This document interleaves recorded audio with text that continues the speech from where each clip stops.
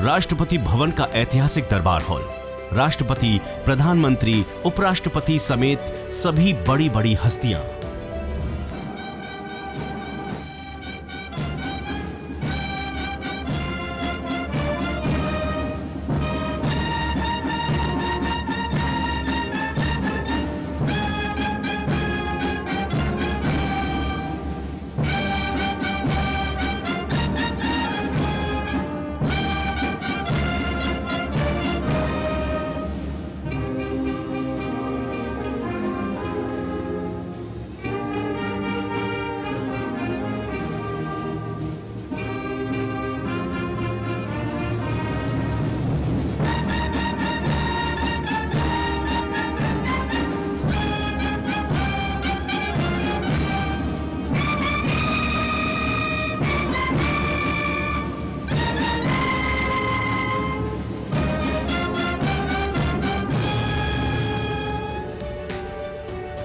कैमरों के चमकते फ्लैश और तालियों की गड़गड़ाहट के बीच राष्ट्रपति भवन के रेड कारपेट पर नंगे पांव आगे बढ़ते ये साधारण से दिखने वाले लोग कौन हैं? जी हां, अगर आपका भी यही सवाल है तो ये वीडियो बिल्कुल ठीक आपके लिए ही बना है।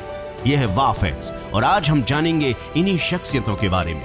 ये कोई साधारण शख्स नहीं है, बल्कि असाधारण प्रतिभाओं से लैस है। ये दृश्य देश के सर्वोच्च नागरिक सम्मानों पद्म पुरस्कारों की नवाजगी के हैं। तो सबसे पहले इनमें बात करते हैं हरेकला हजब्बा की।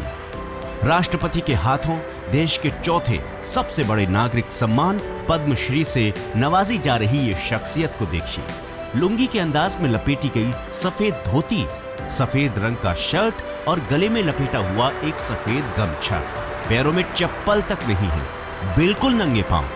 ये है कर्नाटक के हरेकला हजब्बा। ये बेंगलुरु की सड़कों पर टोकरी में संतरा रखकर घूम घूम कर बेचा करते हैं। पढ़ाई के नाम पर काला अक्षर भैंस बराबर, यानी पूरी तरह से अनपढ़। दक्षिण कन्नड़ जिला के जिस गांव में वो पैदा हुए वहां कोई स्कूल नहीं था और वो इसीलिए पढ़ नहीं पाए। ठान लिया कि वो जिस वजह से नहीं पढ़ पाए उस वजह से गांव का कोई दूसरा बच्चा अशिक्षित नहीं रहने देंगे। संतरा बेच बेचकर उन्होंने पाई पाई जुटाई और उन पैसों से उन्होंने गांव में एक स्कूल खोला।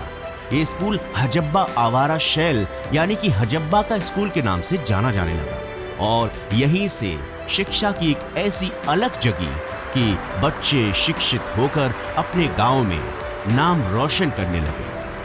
अगला नंबर है तुलसी गौड़ा का। 72 साल की उम्र, बदन पर कपड़े के नाम पर जैसे बस एक चादर लपेटी गई हो। नंगे पैर रेड कारपेट पर दस्तक। सम्मान में प्रधानमंत्री नरेंद्र मोदी और गृह मंत्री जैसी बड़ी हस्तियां हाथ जोड़कर अभिवादन करती हुई। ये हैं तुलसी गौड़ा, एक पर्यावरण योद्धा जिन्हें इंसाइक्लोपीडिया ऑफ फॉरेस्ट के नाम से भी जाना जाता है।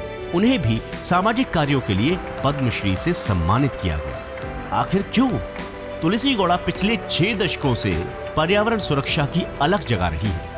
कर्नाटक के एक गरीब आदिवासी परिवार में जन्मी गौड़ा कभी स्कूल नहीं गई, लेकिन उन्हें जंगल में पाए जाने वाले पेड़ पौधों, जड़ी बूटियों के बारे में इतनी जानकारी है कि उन्हें इंसाइक्लोपीडिया ऑफ फॉरेस्ट नाम से भी जाना जाता है।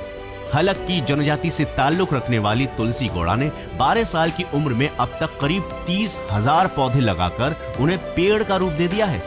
अब वो अपने ज्ञान के खजाने को नई पीढ़ी के साथ साझा कर रही है। पर्यावरण संरक्षण की अलग जगह रही है और उन्हें ये बड़ा सम्मान दिया गया है। अगला नाम है Rahibai Soma Popere, seed mother जिन्हें कहा जाता है। साधारण लाल साड़ी में नंगे पांव ये महिला राष्ट्रपति रामनाथ कोविंद के हाथों देश का चौथा सबसे बड़ा नागरिक सम्मान पद्मश्री हासिल कर रही है। ये है राही बाई सोमा पोपेरे, महाराष्ट्र के अहमदनगर जिले की एक आदिवासी महिला। पेशा खेती किसानी, लेकिन महिला सशक्तिकरण की एक सशक्त मिसाल। इन्हें सीड मदर के नाम से भी जाना जाता है। उन्होंने जैविक खेती को एक नई ऊंचाइयां दी है। 57 साल की पोपेरे स्वयं सहायता समूहों के जरिए 50 एकड़ जमीन पर 70 से ज्यादा देसी फसलों की खेती करती हैं।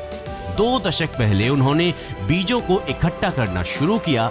आज वो स्वयं सहायता समूहों के जरिए सैकड़ों किसानों को जोड़कर वैज्ञानिक तकनीकों के जरिए जैविक खेती कर रही हैं और भारत के लोगों को एक अच्छी और स्वास्थ्य से भरी हुई अनाज और सब्जियां दे रही हैं। कुछ साल पहले तक आपने ये देखा होगा कि पद्म पुरस्कार ज्यादातर उन्हीं को मिलते थे जिनकी सत्ता के गलियारों में पहुंच हुआ करती थी, जिनके ड्राइंग रूम आलीशान दीवारों पर फ्रेम लगाए हुए पुरस्कारों से सजे होते थे, जो हवाई जहाज में बिजनेस क्लास में सफर किया करते थे। नाम भी ज्यादातर वही होते थे जो सत्ता के केंद्र दिल्ली के हों या चमक दमक वाले शहर मुंबई से या फिर भारत के मेट्रो सिटीज से। लेकिन पिछले कुछ सालों से ये तस्वीर पूरी तरीके से बदल चुकी है। ये सिलसिला बदल चुका है। अब आम आदमी भी देश के इस सर्वोच्च पुरस्कारों से नवाजे जाने लगे हैं। वे गुमनाम नायक जिनकी कहानियां प्रेरित करती हैं, जो समाज सेवा और देश सेवा की सच्ची मिसाल हैं, उन्हें अब देश सम्मान दे रहा है। क्या आप भी इस बात से इत्तेफाक रखते हैं? तो कमेंट सेक्शन में बताइए, क्या ये सच है और क्या आप इसमें भारत सरकार की तारीफ करना चाहते हैं? अगर आप कुछ कहना चाहते हैं तो कमेंट सेक्शन आपके लिए पूरी तरीके से खुला है। अगर आपको वीडियो पसंद आया हो तो इसे लाइक कीजिए। नमस्कार।